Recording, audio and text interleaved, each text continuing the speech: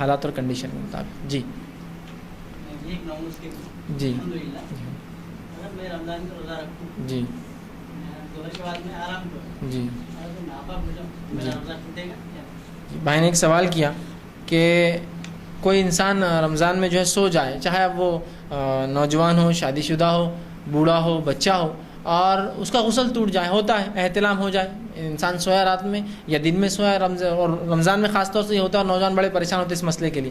اور ہوتا یوں ہے کہ ایک صاحب مجھے فون لگا ایک مرتبہ کہ میری آج رمضان تھے اور میری 5 نمازیں چھوٹ گئی. میں نے کہا 5 نمازیں رمضان میں بھی چھوڑے تم نے؟ بولا تو بہت ہی خطرناک معاملہ ہو گیا، ایٹ لیسٹ سیزنل تو ہونا چاہیے تھا تم نے. تو بولے مسئلہ ہو گیا میرے ساتھ، میری صبح طہارت ٹوٹ گئی. مطلب طہارت ٹوٹنے سے کچھ نہیں ہوتا، پھر طہارت کر لو. نہیں غسل ٹوٹ گیا. ہاں غسل ٹوٹا تو غسل کر لو. نہیں بولے گھر والوں کیا بولوں گا غسل کر رہا، بولے تو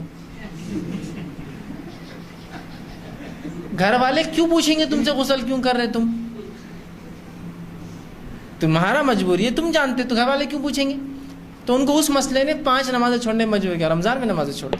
تو شرعی، میں نے کہا نا، شرعی مسائل کا علم نہیں ہونے سے مضبوطی نہیں آتی مومن میں. کبھی اعمال میں مضبوطی تبھی آئیں گے جب علم ہو. تو یاد رکھیے سب سے آسان چیز تھی، آپ غسل کر دے. گھر والے پوچھے کیوں غسل کیا، تو غسل ٹوٹ گیا تھا، بولنے میں کیا حرج ہے؟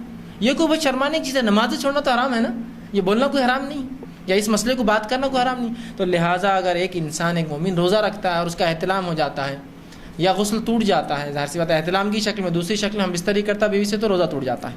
احتلام ہو جاتا ہے تو وہ کیا کرے؟ غسل کر لے، اس کا روزہ مکمل ہے. اس لیے کہ احتلام ہونے سے روزے پہ کوئی فرق رتی برابر بھی نہیں آتا. اور ایک سادہ سا اصول یاد رکھ لیجئے، جسم سے کوئی چیز نکلنے پر روزہ نہیں ٹوٹتا، اندر جانے سے ٹوٹتا ہے.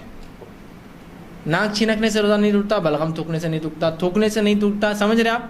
احتلام ہونے سے نہیں ٹوٹتا، ٹھیک ہے، پیشاب پیخانے جانے سے نہیں ٹوٹتا، اندر کچھ جائے ٹوٹتا ہے. سیدھا سا اصول ہے. تو یہاں نکلی چیز باہر تو نہیں ٹوٹے گا، سمپل. تو آپ کا احتلام ہونے سے روزہ نہیں ٹوٹتا، کوئی کمزوری نہیں آتی، کوئی کفارہ نہیں ہے، کوئی اس کا بعد میں آپ کو کچھ دینا نہیں ہے، بالکل آپ کا روزہ درست. آپ اس کے بعد جو ہے غسل لے لیں اور آپ کا دن جو ہے مکمل کریں، یہ بالکل درست ہوگا. کسی نے